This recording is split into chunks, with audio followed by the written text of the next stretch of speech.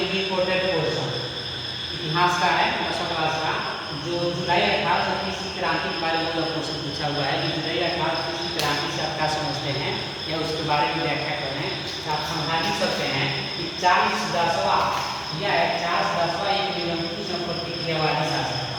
Objective भी बता सकते हैं कि चार्ल्स दसवां किस प्रकार का शासक था, तो बोलेंगे निरंकुश। क्या बोलेंगे? निरंकुश एवं प्रतिक्रियावादी शासक था। चार्ल्स दसवें के द्वारा पोलिगनेक को प्रधानमंत्री बनाया गया। ऑब्जेक्टिव भी पूछा हुआ है कि पोलिगनेक को प्रधानमंत्री किसके द्वारा बनाया गया, तो पोलिगनेक को प्रधानमंत्री चार्ल्स दसवां द्वारा बनाया गया। पोलिगनेक ने शक्तिशाली अभिजात वर्ग की स्थापना किया।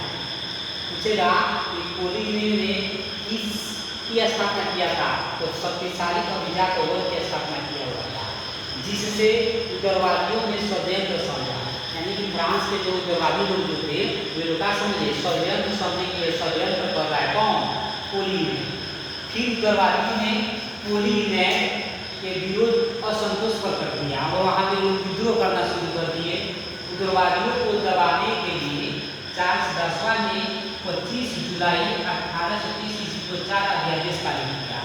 और वहाँ पे चार्ल्स दसवां जो था जिसने पोलिगनेक को प्रधानमंत्री बनाया हुआ था, और पोलिगनेक ने जब क्या किया था कि आपको क्या किया था, शक्तिशाली अभिजात वर्ग का स्थापना जब किया तो वहाँ पे उग्रवादी लोग इसको क्या किए, विरोध करना शुरू किए। तो यहाँ पे आपको चार्ल्स दसवां 25 जुलाई 1830 ईस्वी को 4 अध्यादेश पारित किया।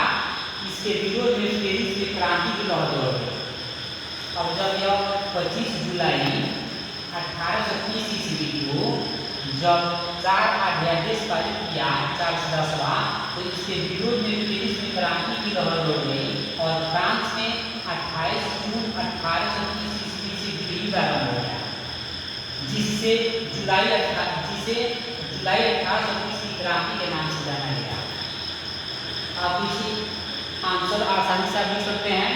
इम्पोर्टेंट में बताया गया है तो चार्ल्स दसवां फ्रांस की राजगद्दी त्याग पर इंग्लैंड पलायन कर गया।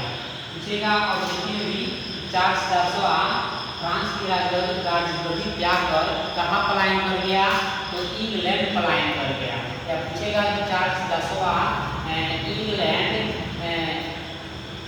पलायन कर गया, वो किस राजवंश का था, तो बुर्बो राजवंश का। किस वंश का?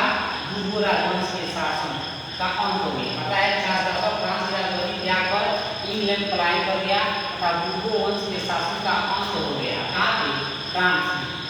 बाद में आर्लेयंस वंश का शासक लुई फिलिप को गद्दी सौंपी गई।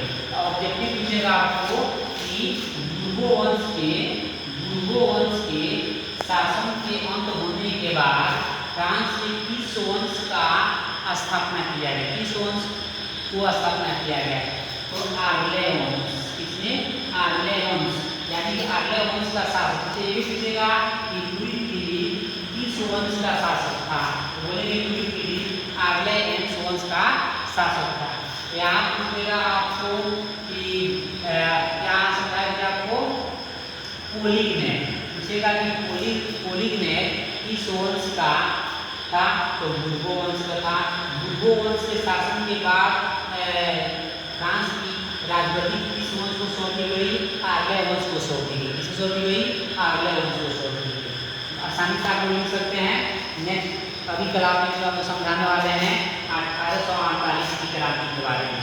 इसके बारे में 1848 की क्रांति के बारे में, और उसके बाद समझाएंगे आपको काउंट काबू के बारे में, गेरिबाल्डी के बारे में और मेजनी के बारे में। आप विस्तार से समझे, इसके अंदर ऑब्जेक्टिव जो आएगा आसानी से बना सकते हैं।